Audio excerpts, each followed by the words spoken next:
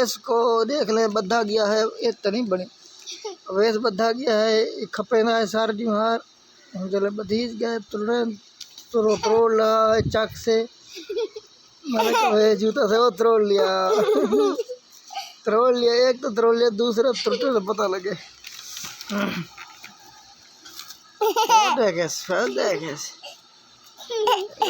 very good bowling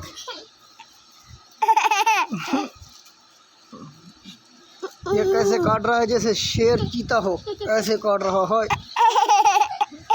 Owais کیسے کاٹ رہا ہے جیسے شیر چیتا ہو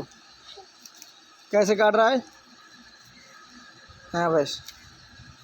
بتائیں آپ کیسے کاٹ رہا ہے جیسے شیر چیتا ہو ویسے کاٹ رہا ہے آرام نہ باسیں گھر رکھا اندہ ہاں بات کر اس وقت بات کر تو تینوں کی مسئلہ ہے بات کر تو تینوں کی مسئلہ ہے بات کر رٹ گیا